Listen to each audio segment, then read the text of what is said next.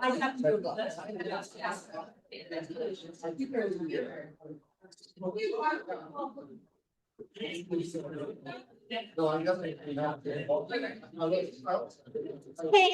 Paver, this is Matt. Hi, Matt. I'm Paver. Favor? Nice to meet you, Matt. You give that to her.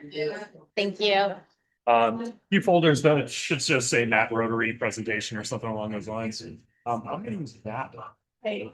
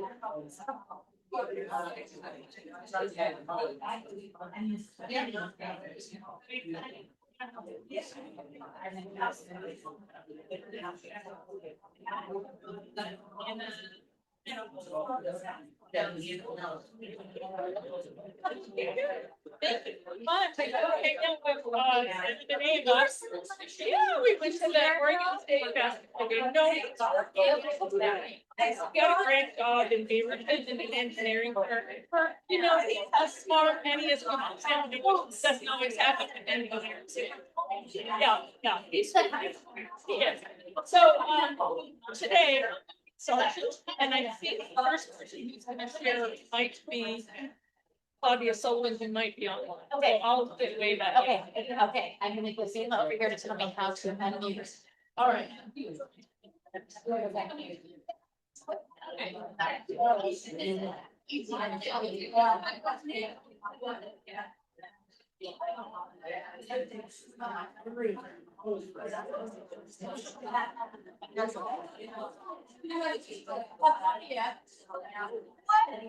might need to, an event. I know. Take them to the teammates now. Anybody can do it, you can.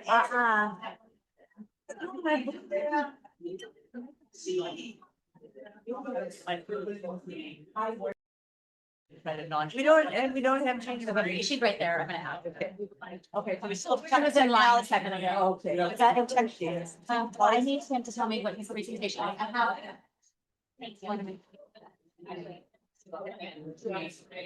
Oh. Oh, come on. Great. For heaven's sake, I know, but I know that, I know it. I know, I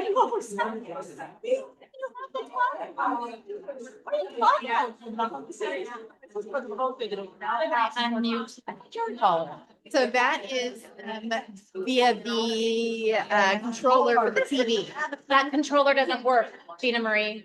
The controller doesn't work. The only way is we just have to mute the television and then unmute the television. That's the only way we're able to hear. There's no remote. Them, the others, there's no remote for the television. That's gonna be interesting. Okay. put this in my car.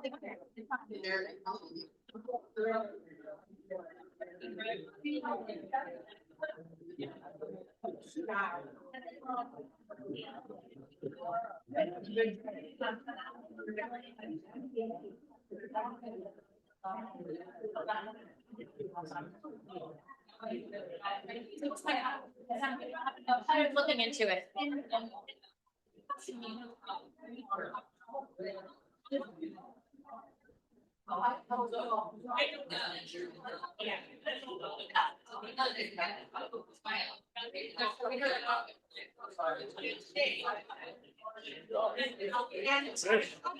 There's one slide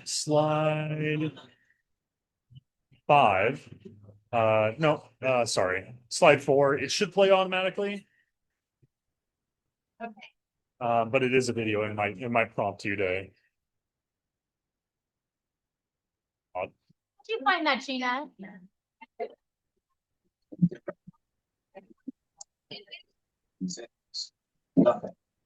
Good job, Gina Marie. Thank you.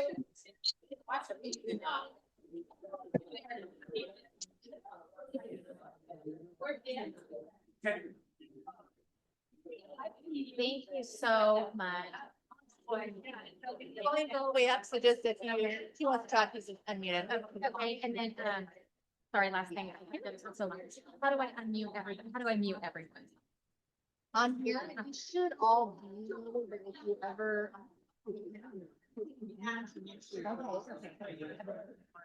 And I don't think they allow us in there. Oh, yeah, here.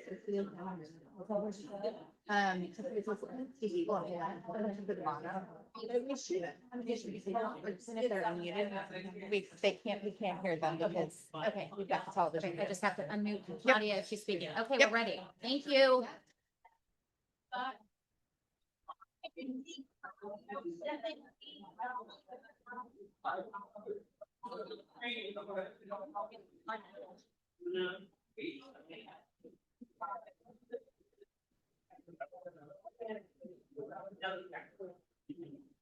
And welcome. It's so wonderful to see so many of you. And I know it's a hard time because we're all chatting about the holidays and it's so nice to see each other again. And it is wonderful to see all your smiling faces.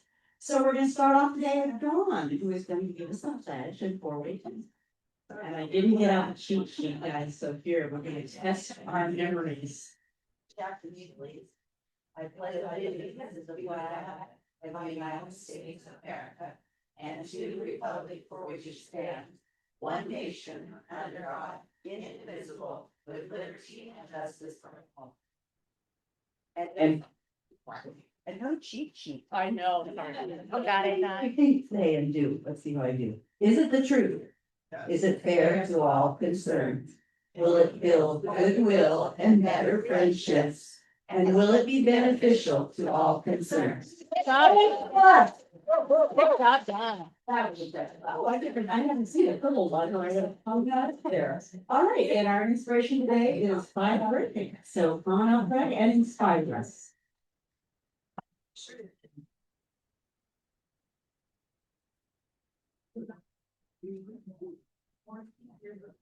Snap it in. Here you go. All right, today I'm going to share a couple stories. These are stories that I found inspiring. Hopefully you'll find them the same. These are all dealing with homelessness and some unique approaches to dealing with homeless situations. So the first one comes out of Los Angeles County. This is from the Homeless Prevention Unit, part of the Department of Human Services. And they are using AI, which one of those things that to me has a lot of potential to be not so great. But, so it's great to see that they are making it do something worthwhile.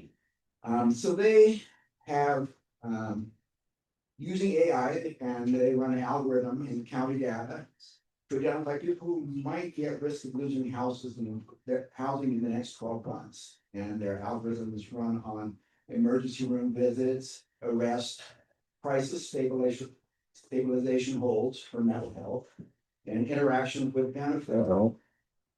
The model produces a list of high-risk people. AI supports us to find these people in fragile state. We're able to support clients' navigation through these crises. And then the next one is on the East Coast. This is Wayne Milliard, and he is a retired canine police officer. And in his job, he identified some issues with the homelessness. One, he identified camps that were having to wash their clothes in a stream 50 yards away from their camp, and felt that was a concern. And so he took a retrofitted a police activities bus with 3 washers and 3 dryers and all the rest of the stuff to make this a mobile laundromat, and drives to all these areas of gatherings for these folks and provides free laundry services. He has also been partnered up with another group that then also provides showers. And to me, that's kind of unique. It's the homeless issue that I guess I hadn't really thought about.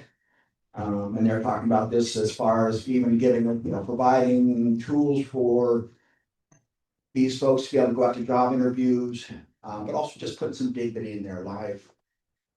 And then the last one, this is up in Seattle, outside of Seattle, in the Linwood area.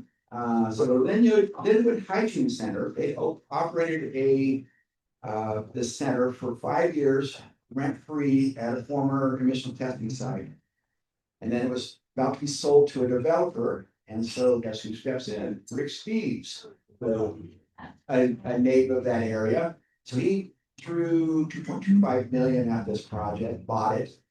And then the community raised another 400,000 to keep this facility operating. And they say this is a big deal. This serves about 700 people with hot meals, showers, and clothes washing facilities. So Steve's quote there is, "This isn't about charity, it was about keeping communities alive." And he's saying a smart national budget should reflect my love for thy neighbor ethic. Well, anyway, hopefully that's inspired.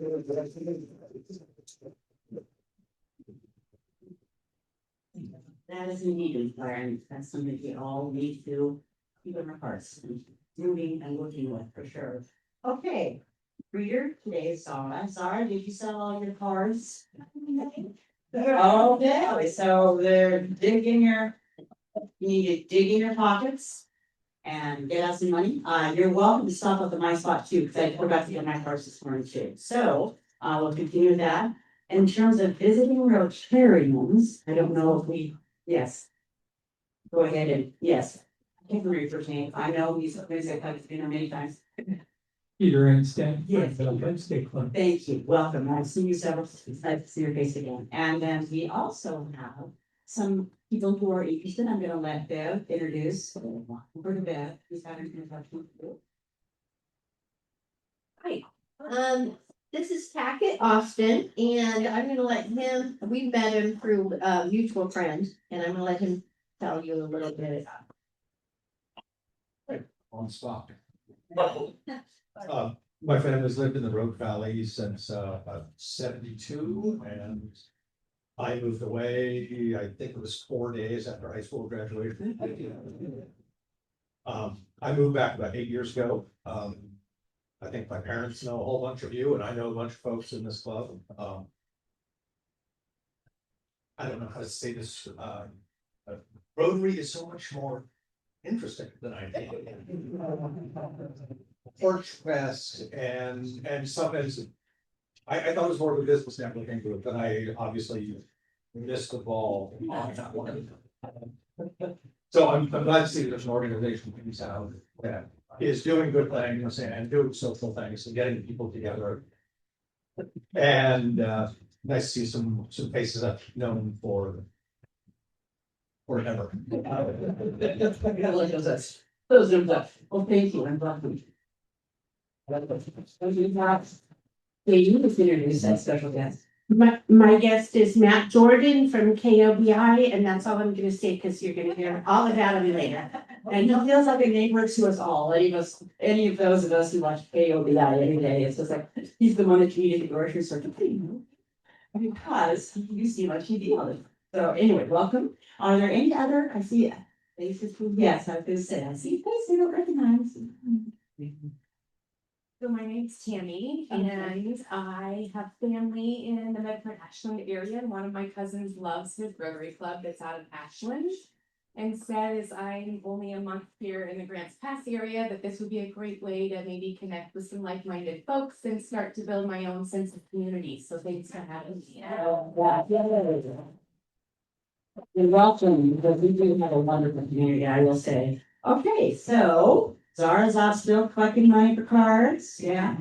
Oh, she's done. Let's see what a wonderful club we have. We just ask them to step through the thing and they do it. And it happens over and over again. Okay, announcements. If you have a special announcement, come up here, line yourself up here. I am going to mention that we're gonna still collect donations to the food bank, and I will just say that because I'm so used to now going down those aisles and looking, because that's just part of my grocery route every day. So I'm just gonna keep bringing things in, when we bring things in, is for kids to go and pack baskets to go home with them, so they have food to eat. I don't see the trees here, but we'll get another listing for anybody who's new to it. But anyway, just keep bringing things in, because we know that our community needs this.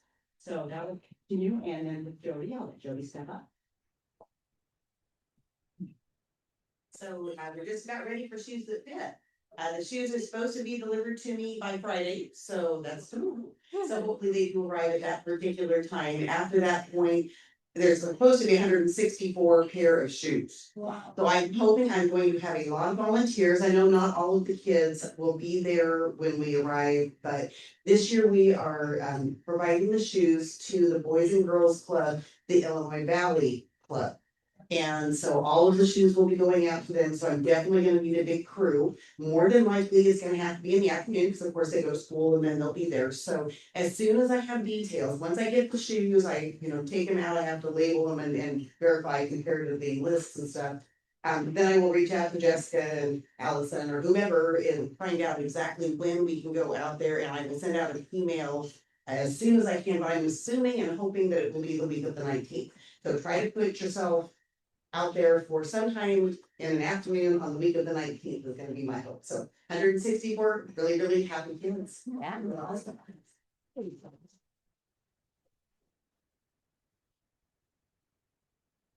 A reminder, the Porch Fest fundraiser team is going to meet on this Monday, January 12th, and we're in the 2026 calendar, so if you had it for a different day.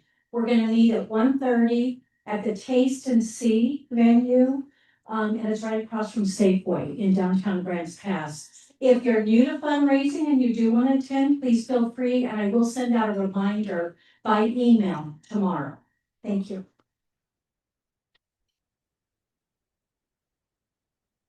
How many people here today have won a door prize at the Super Bowl watch party?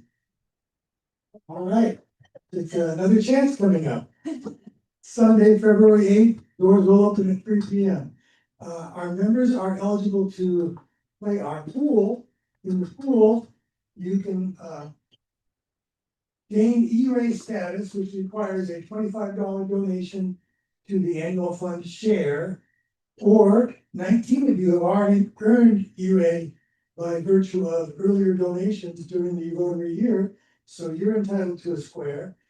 If you get 4 squares, you get a 5th one free. So the winner of the pool will get a Paul Harris Fellow Award, which normally requires $1,000 of donations collectively.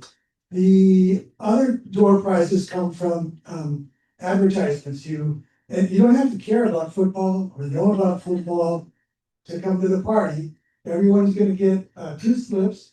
Since the Super Bowl is on KODI this year, we have inside info on local advertisers.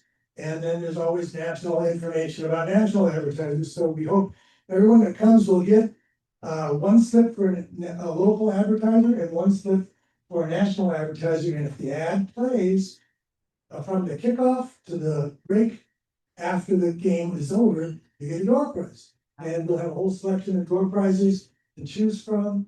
And it's not one of those deals where you can choose somebody else's. After you get your door prize this year. So Margaret's showing the pool again. Anna, thank you very much. The yellow post-its are covering squares that you're not supposed to buy or sign up for, because that's where we put the numbers that go with the team score. And during the game, whenever the score changes, whoever has the square that matches the last digits of the 2 teams where it intersects, they get a door prize. So lots of fun. Invite friends and family. I've already had a couple of folks that say, "You guys are the club that does so much stuff, aren't you?" Yeah, come to our Super Bowl party. Well, I think it's going to be at the Grants Pass Museum of Art. One of the things when I sent out that email, I failed to recognize the engagement committee that does a lot of the backup work in Zara. Right. It's a potluck, and is it BYOB too, I think? Yes. Yeah. Yeah. There's an elevator, if you haven't been to the Grants Pass Museum of Art, there's an elevator go up, or a set of stairs, and then we get the whole, room and set up a big TV and watch the game and have a lot of fun and stuff to eat. So anybody else want to add anything I forgot? Okay. Oh, Jenny? Oh. Bring the cushion. Okay. The chairs are the metal folding chairs.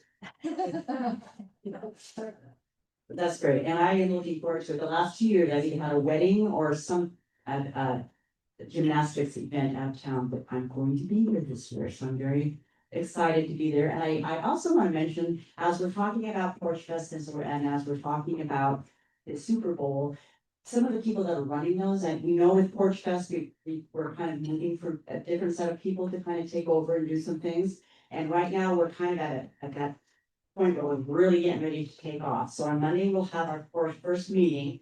We're still working on making sure the selection of we had 17 organizations. So we have to figure out who does the selecting. We're still working on that. I know Danielle and I were kind of talking about it today. We're not sure of that. But anyway, so within the next week, we'll be kicking off and getting all the committees ready to go and get out and do fundraising and all those fun things. So I'm excited about that. That's one big thing that's coming up. I know Greg would like to step away from doing the Super Bowl every year, and we talked about that. So anybody who's willing to kind of step up and follow on this year, that might be a great thing for the future, because it's not, we don't want to lose the Super Bowl party. It's a big part of how we get every Rotarian every year. I mean, we've been able to do that for multiple years, and not many clubs can do that. And that's by just giving $25 to the foundation. That gets you every Rotarian every year. So you're always welcome to give more, because that money goes to great places and it allows us to do many things. The grants that we have, shoes that fit, it comes from that. When we do the tree planting, that money comes from the grant. So we need to keep that money coming.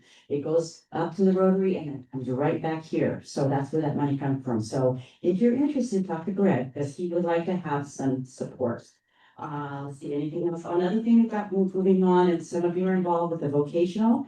This is the vocational month. January is vocational month, and that's when we want to celebrate various vocations in our community. People who may not be Rotarians, but we know are out there doing good things in the community. So we had 6 people who were nominated, and when we looked at them, it was just like they all are in such a special place, and we want to honor them all. So we're going to, on a monthly basis, just like we have service above self, we are going to actually have a non-Rotarian celebration of somebody who's a Rotarian at heart, who can come here and tell us what they do. So we're working on that. I'm pulling together people to meet this week to kind of finalize that and get them plugged in their slots and get a letter out to let them know, congratulations, we honor which you do. And we got Porch Fest, and yeah, and I know Doug is not here, but he's working on a mentorship also.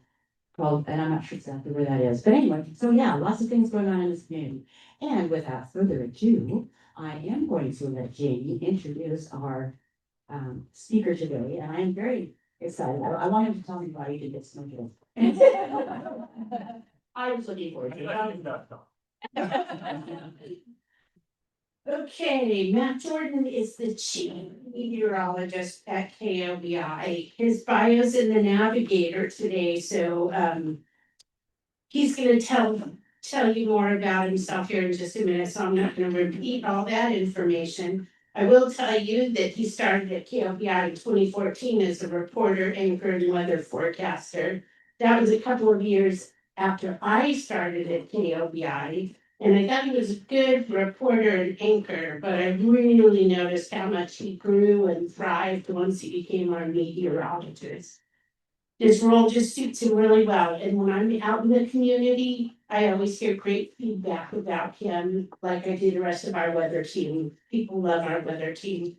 So I'm not sure what photos he brought and is gonna show you today, but I'll also tell you he has a lovely, bubbly, fun wife and 2 super adorable kids. Did you bring pictures?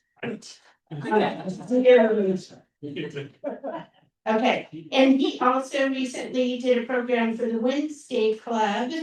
And after that program, those guys had a ton of weather questions for him. So I told him to keep his program fairly short today so that we have lots of time for questions. So get your questions ready. Even though we work in different departments at KOBI, I consider Matt to be a great coworker, a really nice guy. So please help me join me in welcoming Matt Jordan to the Rotary.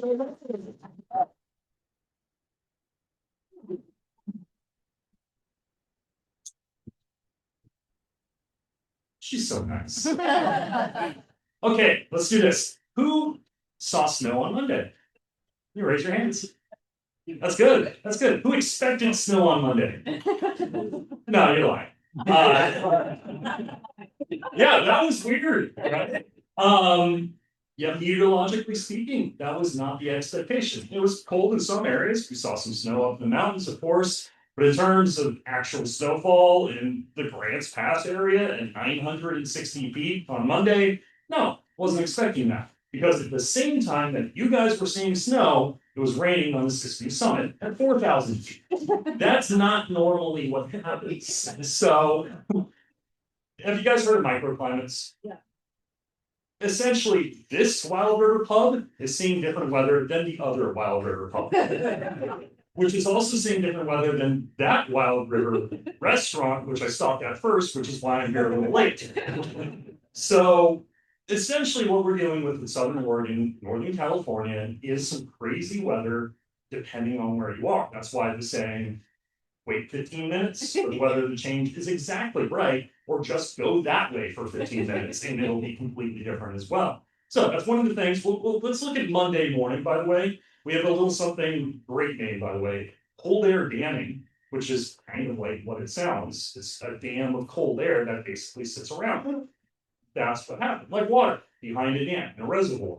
Grants Pass sees this all the time. Very cold air sits around. So your low temperature in the morning will be 33 degrees. Your high temperature in the afternoon will be 36 degrees, completely foggy out there. Same idea, but instead of fog and clouds, it's cold air. And there's some fog, there's some clouds. The clouds up on top were the same temperature as the clouds on the bottom where all of us are. So when the snowflakes fell from the cloud, instead of melting, turning into rainfall, like what everybody else saw, it just stayed as snowflakes, and that's where we got a little bit of snow on Monday.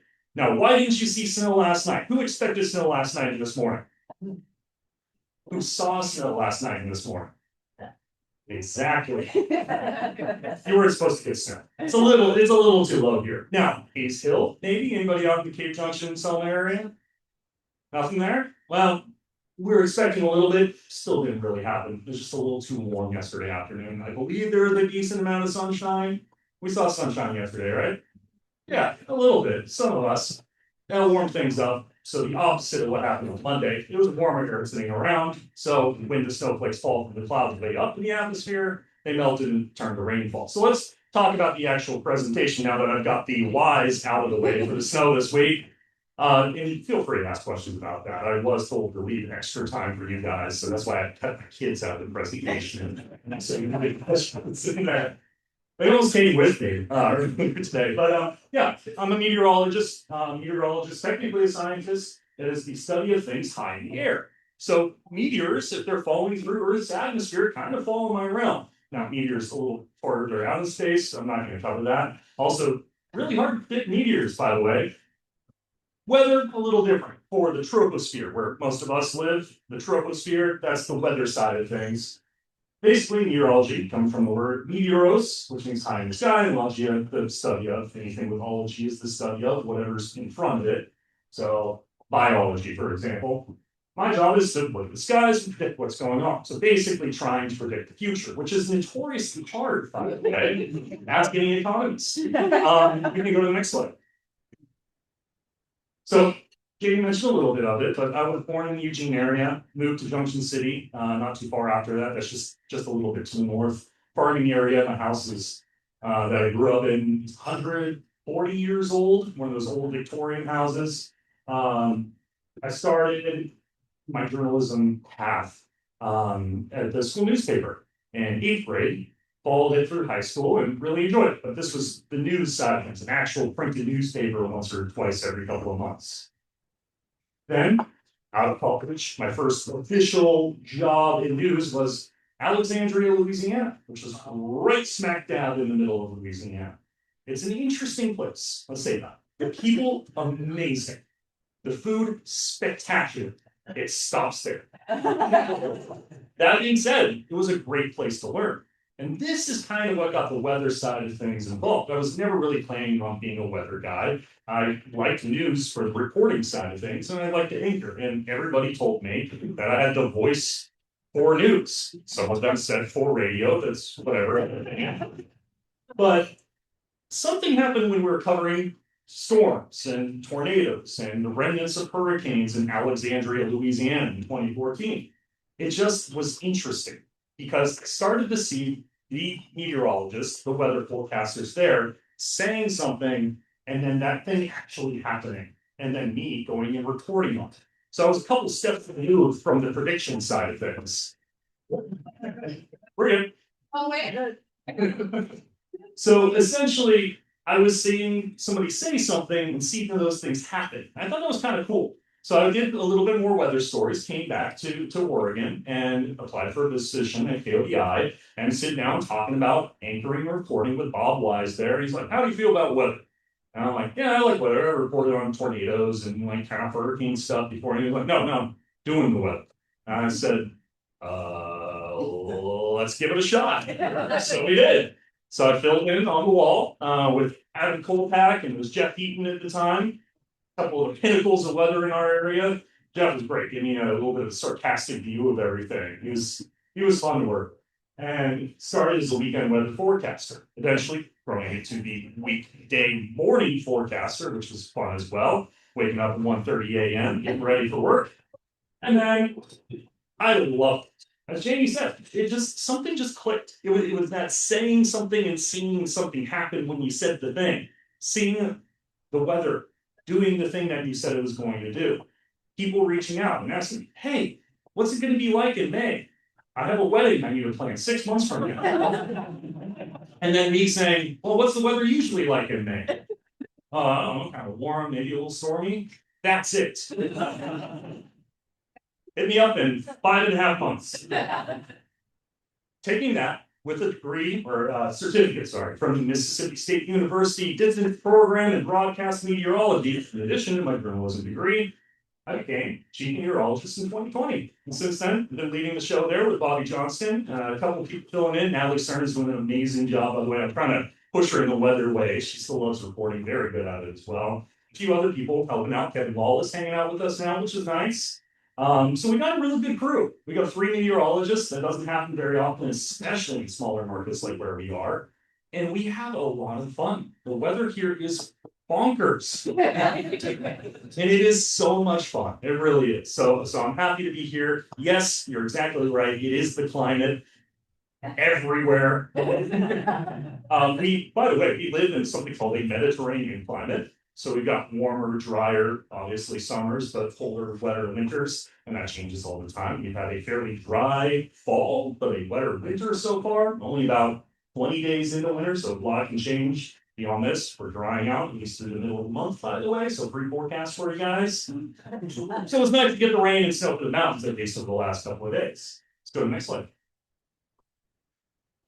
So, quick, I mentioned weather and magic climate, of course. There's a difference. I love this little analogy. Weather is basically your mood. Right now, I'm in a pretty good mood. We'll see in 6 hours. We'll be running. Come down from a little caffeine high right now, and I might be thinking a little differently about things. That's the weather. The weather can change very quickly, as we all know. Climate is a combination of things, but essentially it's your personality. The weather personality here is built over a span of a very, very long time. Now, if you're a normally happy personality and then all of a sudden you're grumpy all the time, you're trending that way, well, there's a little bit of a change in climate there. That's essentially what we're looking at. So a lot of people kind of conflate the two. Weather and climate kind of mix it together and say, well, it's snowing in April. What's going on? That's the climate's all kind of all over the place. Well, no, that's the weather that day. We can see snow anytime between the end of September and late April. We've seen a significant amount of snow in April, but we've also seen temperatures in the mid-90s in April in Southern Oregon. So it's crazy. Weather can do that. Climate overall, as I mentioned, a fairly Mediterranean climate. Now, it has adjusted a little bit. The mood has changed a little bit. My best analogy for that is we used to grow white wine. Now we grow red wine grapes. Very good. Red wine grows in hotter climates. It's happened over the last 30 years or so. Essentially just less fuel there. But a little bit of an idea. I think a lot of people, being Climate City, USA, I'd like to hear a little bit about climate itself. Next slide. So my day gets complicated. Most of it is before I even go on air. It's not just doing my makeup. Yes, I wear a little bit of makeup. I don't want to get like shiny. Big lights, by the way, in the studio. I'd love for you guys to come by sometime. Jamie knows. Big, bright. That is 1,000 watts a lot. I feel like it's a lot of watts. It's hot too. It's really hot in there sometimes. And I'm wearing a suit. I've got a wool suit now. I'm regretting that choice. But essentially, there's a lot going on in the forecasting side of things. The most intense part of my job happens before we even go on air. If we can actually click that video, just a fun little kind of time lapse that I did, see if it works for us. That's odd. It's supposed to just play in the slide. That's all right.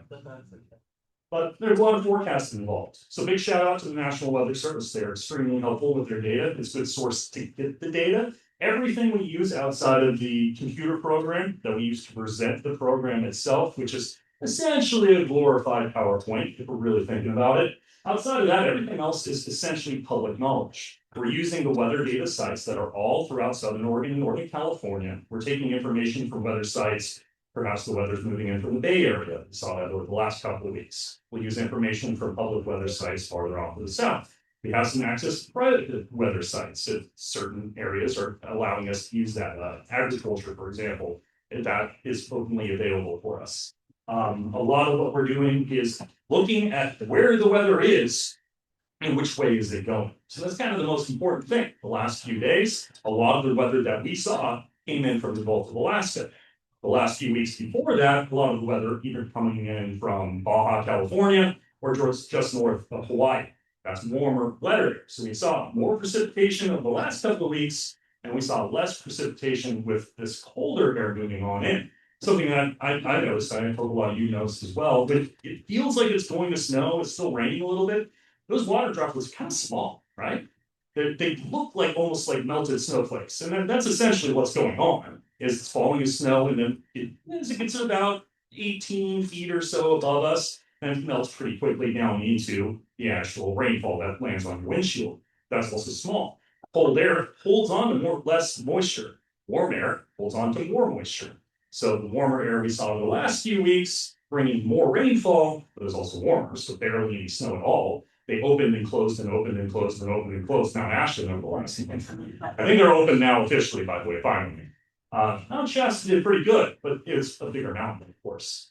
Now, for our area, probably drying out for the most part. So it means it's gonna be a little bit colder, especially in the mornings. By about the middle of next week, I'm looking at 50s for a lot of stuff, so I'm pretty happy about that.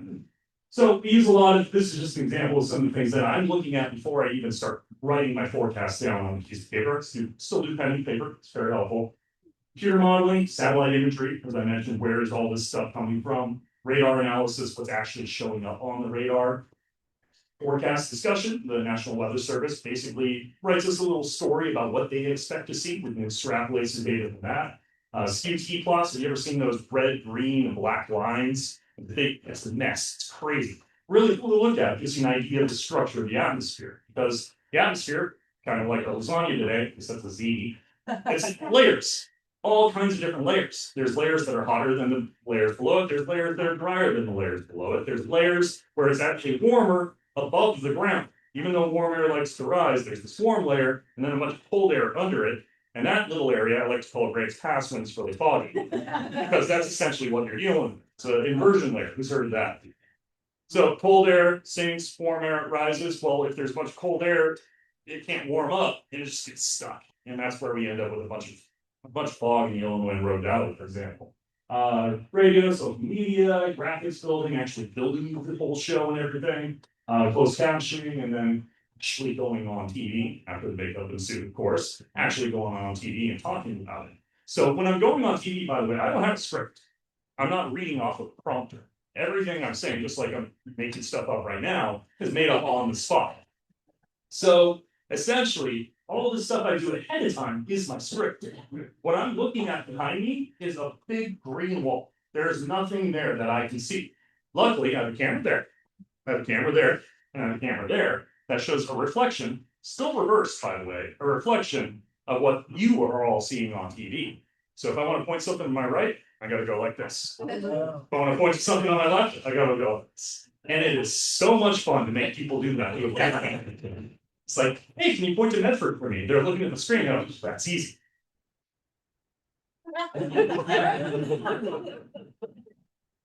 So when I started, and Janie probably saw this as well, it was hard to figure that out. So I go, in Roseburg today. Lakeview. Everybody on Lakeview today. So that was fun. But eventually you kind of lock it in. It's muscle memory. Start to figure out where everything is. So I'll Shasta. Yeah, next slide. But what I'm doing right now, and I mentioned having people into the studio, that's part of the job. Sharing that with the community. I love where'd you go? I love what you said about just being a neighbor. That's done. I'm perfect. That's what I want to hear because I live here. The weather annoys me too. The weather is fun for me too. I love sharing this with everybody. I love hearing from you guys, criticism and compliments. I want to know how to be better. That's one of the reasons I reach out to the community. That's one of the reasons I want to hear your questions. I just love the information coming from you guys because it is interactive. We want to be interactive. We have our emails right there for you guys to reach out and talk to us because that's how we learn. I know I need to talk about Cape Junction more. I'd love to talk about Cape Junction more. I'd love to talk about Grants Pass more. It is so unique where we live. You take the best weather forecaster from Kansas, who's been forecasting tornadoes for their entire lives, and plop them here, they're going to look around and be like, I do not know what I'm doing here. Because the temperature in Topeka is the same temperature as Lawrence. It's flat. As Bobby J likes to say, see your dog run away for 2 weeks. There's nothing there. He's from Lubbock, Texas, by the way. So he's got some experience in the storm side of things. I think he prefers severe too. But essentially, I want to share that with you guys. Going back to the neighbor thing, I want to feel like a member of the community because I am sharing that with you guys. I've got a talent for being able to talk too long on TV, sometimes a little too fast, probably sometimes. There's a lot of information, and since I started, and since they threw me on the weather wall, I've been excited about weather, and I've wanted to learn more, and I hope I'm just sharing that with you guys. Yeah. So I think I got one more slide, man. Yeah. Another thing with the Wednesday group, I believe, I mentioned that we do class tours. We also visit classes. So I was able to go out to Manzanita Elementary about a month ago. It was so much fun. Kids are so and they've got the songs for all the different types of clouds and different types of precipitation. I'm just precipitation, evaporation. I don't know. I just love that part of the job. That's one of the great things. If you guys want to sing evaporation songs. But yeah, online, I've got Facebook. That's where I'm where most of the information is coming quickest, because then I can translate it to the 5, 6, 11 o'clock show. But yeah, catch us on NBC. Another thing I want to plug, not weather related, speaking of students, I'm kind of running the and now Super positive. yeah, super positive. That's the word I was looking for. Super positive video contest for high schoolers. A lot of scholarship money, like $3, $4, $5,000, I think, for the winner, and it's broken down for second and third place. Basically, almost just like a TikTok video. I don't think there's a real limit on duration or time. But the details are online. Just 30 seconds. Oh, that's great. 30-second commercial. It was going to run before the Super Bowl, by the way, which is like very cool. So yeah, that's on our website, kovi5.com. That's it. I believe it's up on the top under our promotions. If you know a high schooler that's looking towards college, wants a little extra money, maybe has a journalism eye or just video or just visual create content, it's really cool. I've talked to a couple of the kids who won it, and one's going to Utah now, University Biomed. Like it's really a springboard for a lot of kids, and they seem to be doing awesome stuff. So I think it's really cool. I'd like to see some more videos from this area. Klamath Falls, Klamath Union, I believe, always throws a bunch of kids out of it as well. So root for them as well, because they're always participating. But you want to spread it so everybody all around the area has a chance. Questions? Oh.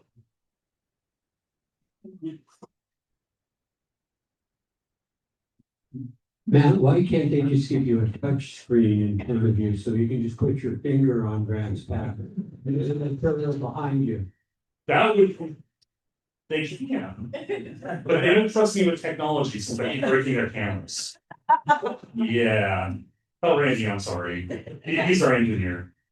Yeah. Question about, you mentioned the National Weather Service and access to information.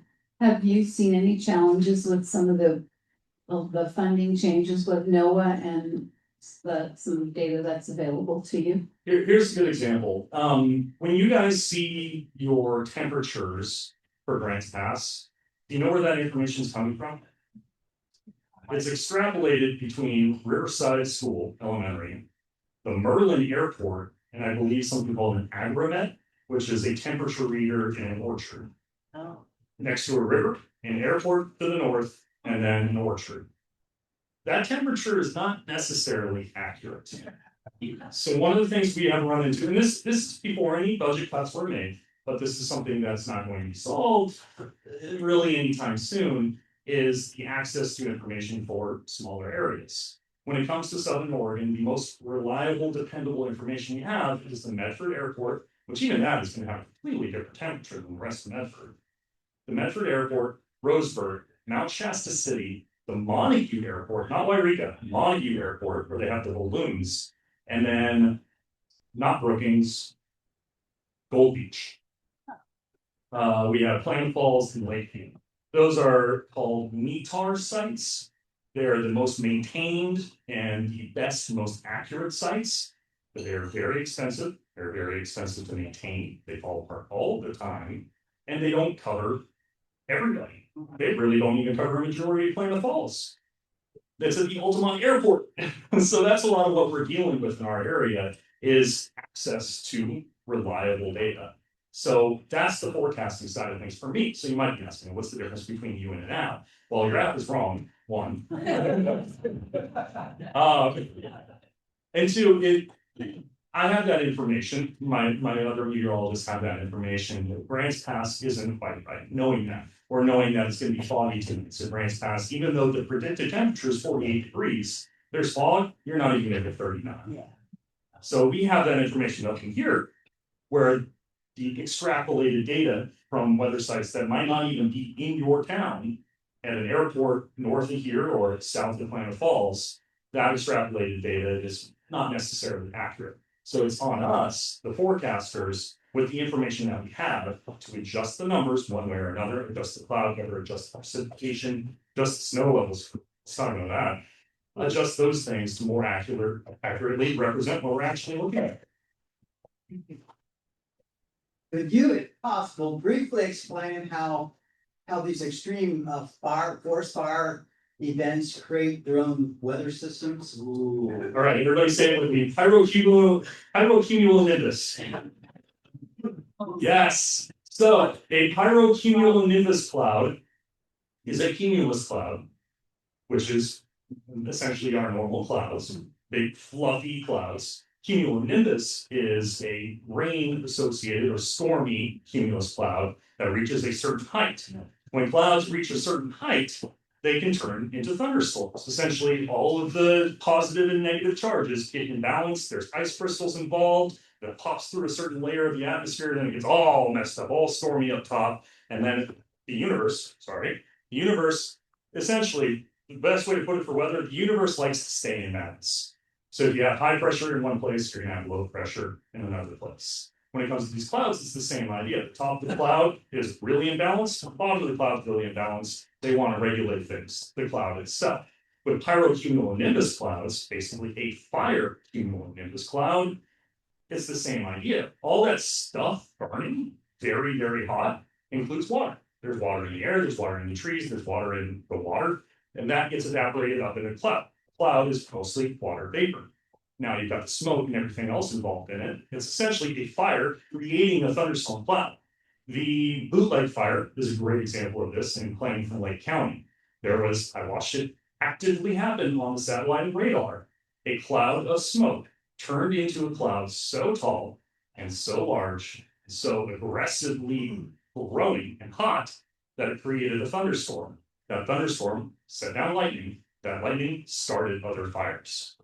So it's this self-fulfilling prophecy when it comes to pyrocumulonimbus clouds. Now, if you want to follow up with fire tornadoes, you want to follow up with that? Not really a tornado per se, unless it comes from the cloud itself, which is extremely rare. A fire tornado that maybe you've seen on social media, a lot of that is just basically a vortex, the winds whipping things up, and the fire getting sucked into it. A actual tornado, in this case a fire tornado, would have to come from the cloud to the ground, as opposed to what's essentially a burning dust devil, which is also terrifying, from the ground up.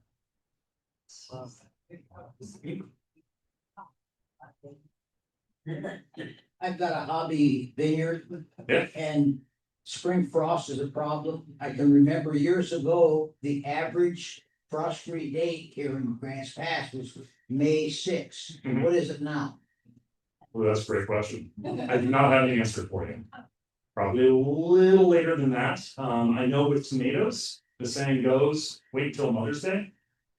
So if that applies to grapes, depending on the grape, of course, but it applies to grapes, then I'd probably say mid-late May. National Weather Service would be a great archive for that. They have the data going back to this area in 1899, I believe. Yeah.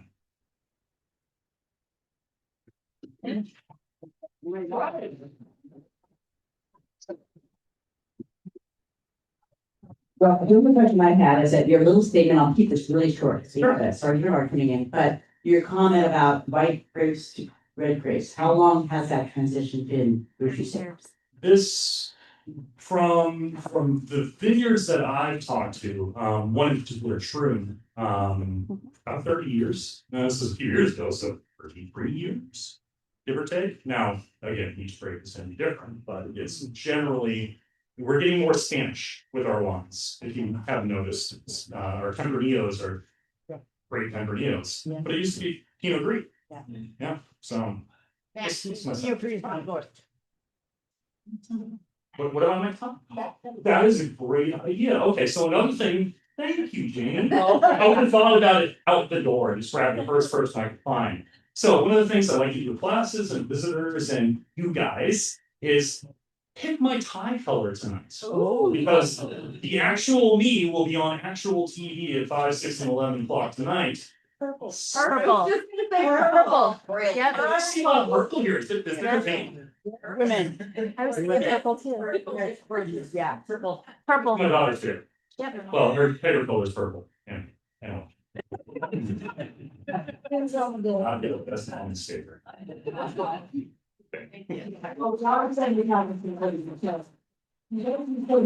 And yes, I can see what part of my community because we're in my living room every evening for things. So thank you for that. Okay, and without further ado, our sergeant of arms for the day is Judy Basker.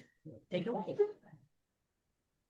Thank you. Hi, everybody. Matt, that was great. Thank you. You're very charming. Yeah. I have to admit, I don't really care about the weather, but I think it was really interesting. And I think you would be a fabulous junior high school teacher. So if anything ever happens, just keep that in mind. So not that I mean to suggest anything. And Janie, thank you for bringing such a terrific speaker. It was super. Okay, so we're gonna rush through this a little bit today. The topic we had last time was travel, because I had just gotten back from a trip. And I was making some first world whining comments, because if you're able to travel and then you're complaining about it, that's a first world problem. But I had so many people after the fact say, I have a travel story, that I've decided I'm going to do travel stories every time I'm sergeant until we run out. And it started with, I had been in Atlanta in October or so, and I noticed in the airport that all these people, like 80, 85, and everybody's wearing short shorts and flip-flops and muscle shirts, and I was kind of grossed out. And so I saw, 25 years ago, I was bitching, if you'll forgive the expression, about people wearing their pajamas to the airport, and that horrified me. And then recently we've had a suggestion from the Department of Transportation that we should start dressing up more. So I had a whole thought process around this, and I think pajamas is the way to go. That for many years, I wish I'd had my pajamas on when I was stuck for 6 or 8 hours, in some airport. Anyway, we have several people who've agreed to share, and I just want to remind you the object of the sergeant's bid is to engage the audience and learn a little bit about you and raise some funds through Happy Bucks. I'm going to share really quickly. I have a million travel stories, but at least twice in the past 25, 30 years, I was on a flight with federal marshals transporting a prisoner. Yeah. And what they do, there's the prisoners held on either side with, handcuffed to the guys. And one time they were right behind me, and I had visions of, anyway, one of the prisoners, it was just great, Academy Award-winning performance. He feigned a heart attack. And so we had to do a diversion and stop and stuff. He didn't have a heart attack, but I thought that was interesting. And then there was another time I was on a really small flight, like somewhere in Montana, somewhere else. And there was a group of 5 pro wrestlers, and they wanted to weigh all of us. And so I wasn't as sensitive about my weight then as I am now, but I'm glad they weighed them in, because they were just these great big guys. Anyway, first travel story. Claudia Sullivan wants to share, and she's on Zoom. And let's see if we can hear her story. Okay, can you hear me? All right. Well, I had a couple of interesting incidences at the Istanbul airport, which is a really huge airport, and it's been recently remodeled and it's really beautiful. But when you're in panic mode, you don't really get to notice the beautiful architecture and art and all the cool things that are there. So we arrive at the Istanbul airport and we're coming back to Medford, and get in the wrong line. So we stand in the wrong line for 20 minutes, and then we find out you're in the line for people on a nonstop. You need to get into the line where you've got to. So we disperse. I'm traveling with several other people who happen to be in the room with you, and people scatter. We all run to a different customer service area, and my partner Larry has neuropathy in his legs. And so he can walk, but he can't walk a mile and a half. And that was where our gate was, a mile and a half away. So we get to a concierge, because in Istanbul, people don't necessarily speak English. And so the concierge does. And so I find the concierge and say, we need a wheelchair. We can't go a mile and a half. And he's like, okay, go sit right over here near the customer service counter and I'll get you one. And so we're looking at our watch and our plane is going to load in 15 minutes. So 5 minutes goes by and I go over to the concierge and say, we need this wheelchair now because we are loading in 10 minutes. Okay, it's going to come.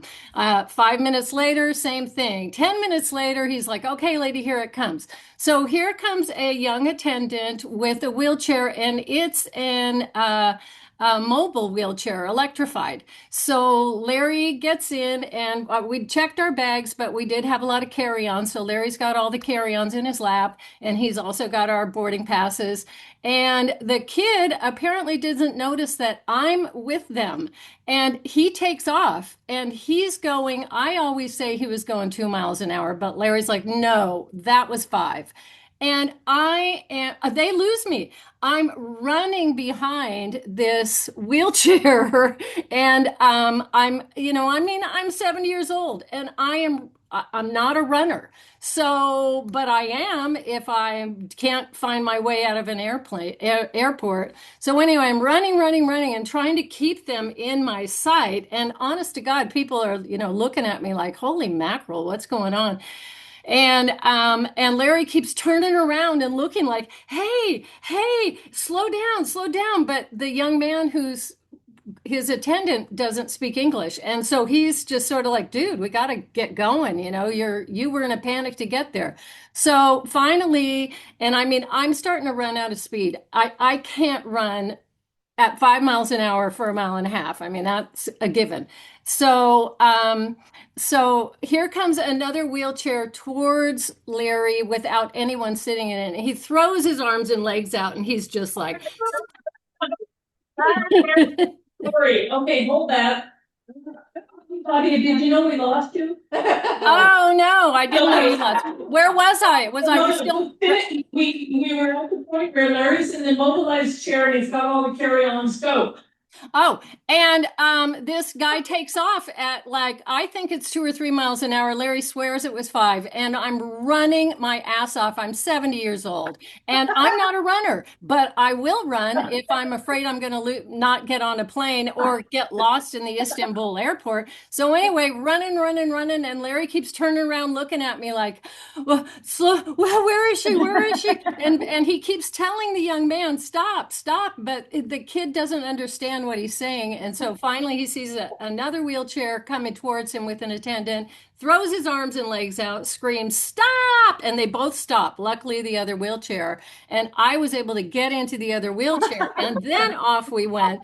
And we made the flight, but we got there just in the very last moment. And that was one of those just like. Excellent. Thank you, Claudia. We got to move back to Jamie. Jamie, I'm sorry. Really sorry. Okay, so I'm in Milan. I've got all these bags. I can't find my my train. I can't find anyone who speaks English. I'm stressing. I'm sweating. Crap. I finally find somebody who speaks English, and he says, "Oh, didn't they tell you? There's 2 train stations in Milan. You got off at the wrong station." And then I remember, somebody did tell me. So what am I going to do? He said, go downstairs, get on the subway, take the subway to the other Milan train station, come up. You might have seconds that you can still catch your train. So here I am running with all these heavy bags. I get to the right station. I see my train. I run for the train. I get there and I feel like there's 30 seconds before the train's about to leave, right? Throw my bags up there. You guys know me. What am I always wearing? As I get my bags up there and I go to step up onto the train, my shoe falls off under the train. And I'm like, my Birkenstocks stops. The train, I'm not reaching my hand under that train. I'm going to lose an arm. And that most handsome Italian train attendant. There it is. There's the story. He looks at his watch. He reaches under the train. He hands me my Birkenstock, and I swear to God, I felt like Cinderella.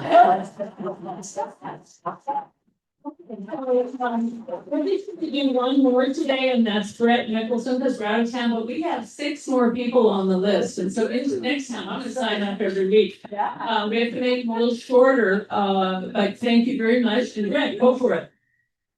Let's stand up and do it here. Either way, your choice. Another train story, sort of, anyway. Closer. Thank you. On our trip across the US into Canada, we got to Halifax. We had a B&B that we were gonna stay in that, for not that night, and we told them, we won't get into like maybe 9 or 10, the gal said, no problem, front doors open, your room's upstairs, number 7. Okay, so we get into the train station at 9:30. The only rental car place that's open is in Halifax, but 30 minutes away. So we go over to the rental car place, get a rental car. Mike's driving because I don't like to drive at night anymore. And we take off, phone, use some GPS. All of a sudden there's a detour. We turn off on this road. My wife's driving. This road is a dirt road, has a washboard effect on it. And there's nothing out there. I mean, there's no lights, there's no signage, there's no GPS, nothing, no homes, nothing. And it's getting really sketchy. So I'm on sensory overload now, since I'm a cop, a retired cop. And my wife, I think, is driving too fast, but I'm not saying anything. They're only communicating back and forth. So, I'm expecting to go around the corner here and see a guy set in the middle of the road with a chainsaw and blood all over him, but that didn't happen. So anyway, we get to this town of Parlsboro, and it's on the Bay of Fundy coast, or Bay of Fundy. Anyway, GPS says, you got a ride. So I go, oh yeah, there's a B&B there. So we get out, park the car, carrying 2 40+ pound suitcases, up these stairs into this house. It's an older house. And they said, go up the stairs. Well, there's a gal off in the back of the house cooking, but she didn't, I'd say something, she didn't hear us, didn't see us. So we go, okay, we'll go upstairs, and find room number 7. So these stairways are like 2.5 feet wide.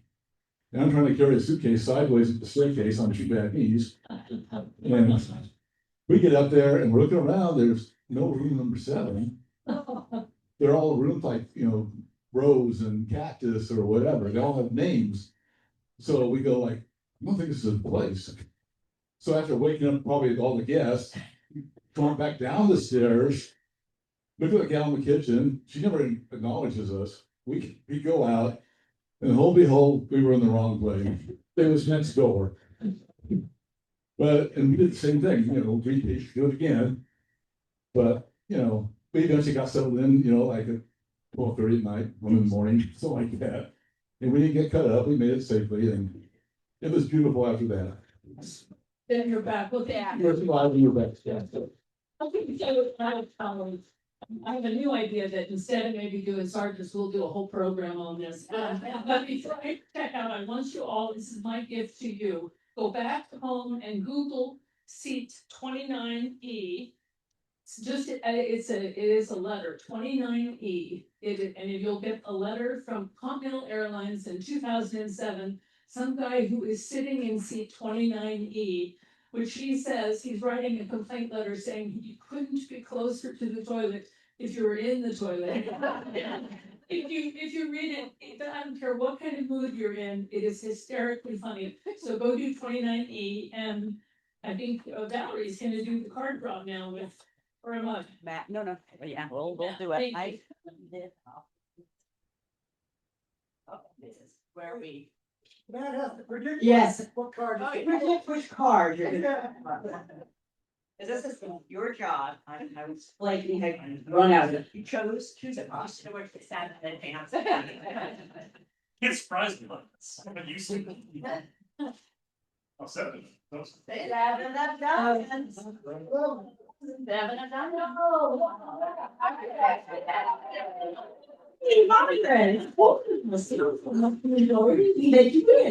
So yes, nice to see you back. Well, I'll just quickly say, I was supposed to do, but I'm gonna tell you, we have an announcement of our next year's officers, and we will vote this next meeting.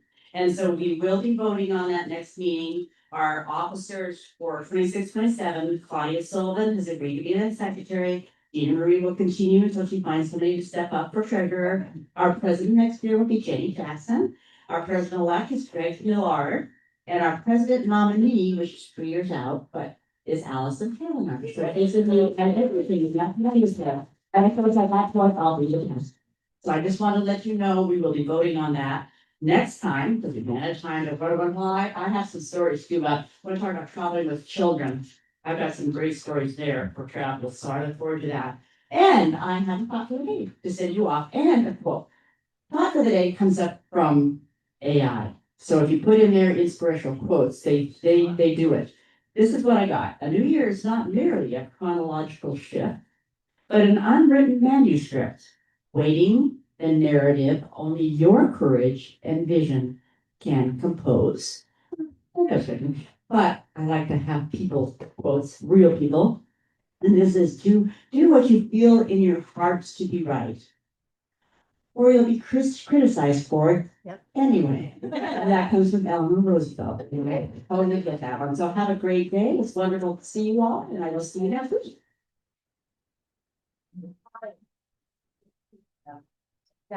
Yes. Said something out wrong. I know, I thought about that. I thought about it. So this is something I'm doing. This is already created, but I'm gonna give everybody a sheet. Yeah, so what people, at some point, let's just you and I talk. That would be wonderful. That would be wonderful. That's one. More, what I'm doing is filing it today. Okay. Okay, perfect. Fantastic. Yeah. And I thought that. Okay. Okay, thank you. Thank you. Thank you. Okay, from our, okay. Okay, great. Thank you. Okay. I